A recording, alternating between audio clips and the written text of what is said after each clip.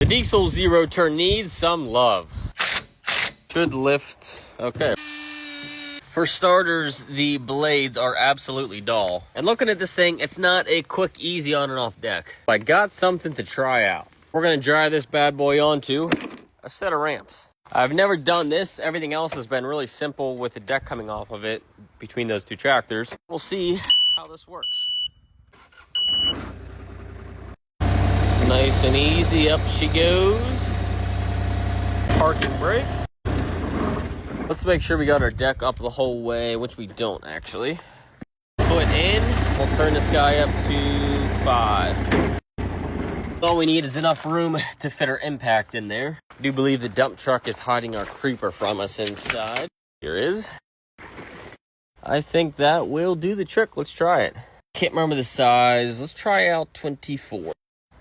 Bingo. Oh man, we are just not enough of an angle to get that guy up there. Pretty doubtful this, but we're gonna try a adapter. Usually adapters rob impacts of power. And we only have 1 bar. It's probably no chance.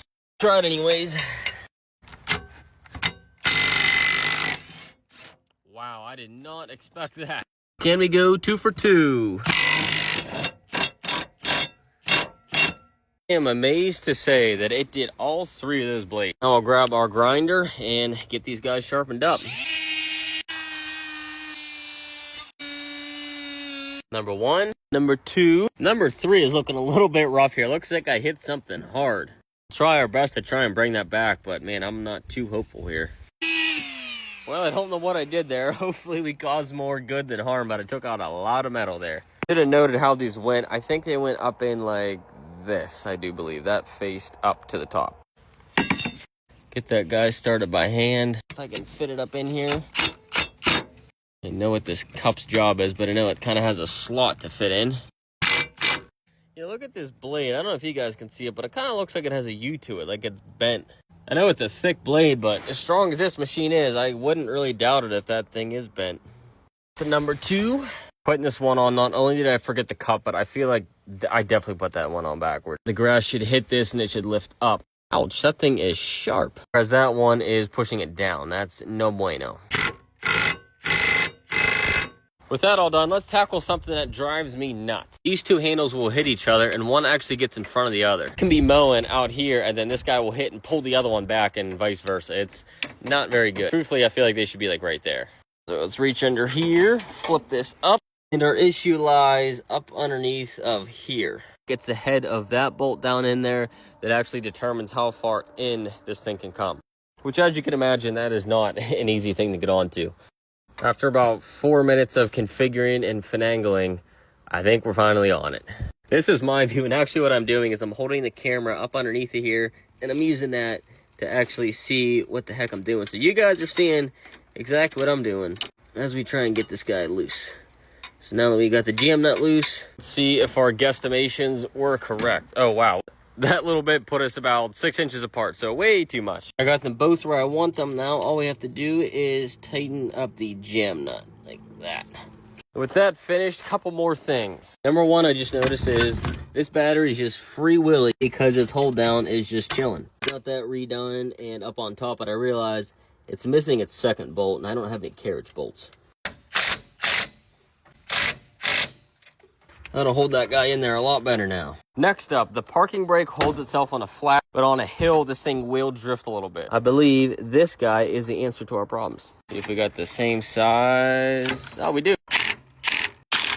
See how that feels? Oh yeah, that is much stiffer. Not too much, but enough that you can tell it's engaging a lot better. Getting really picky here, but when we're the whole way forward, you can see this guy is just slightly ahead of the other, which does actually cause you to go a little to the left. See, right side needs to go forward. Looking where these connect, you follow it down and you have these arms right here that are controlling the hydraulic.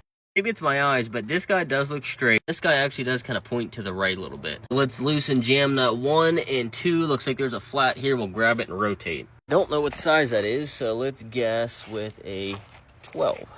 No, that was the 13 we just had. So to the left should loosen. Opposite here should be pulling towards me. Should loosen. Now we need a smaller wrench for that. 10? Nope. 8. Oh, it's literally hand loose. Okay, so watching this, I'm gonna pull in just a little, snug these up. And let's see, when we're both forward, we are pretty much, I feel like we're exact at this point in time. Maybe a slight, I don't know, I think that's perfect. All we gotta do is snug that back up, and we're good. Next thing to address is this. We have a broken key. So to do that, I'm thinking we gotta get this whole panel off of here. And Allen guessing this. Bingo. And it's even finger loose. Should lift, okay, right off the side. All right, let's get on that piece. This whole thing should come out. While we're here though, when we unthread this, it should allow the bottom to just pop through. Just like that. Take note of how all this went. Quick video for me and you. Our existing old one. Inside of here is our new. Now we just want to make sure that these are looking the same, which to me they are. Came with a metal top piece. I feel like the black plastic actually kind of looks better. Pop this guy up through. Crank it back down.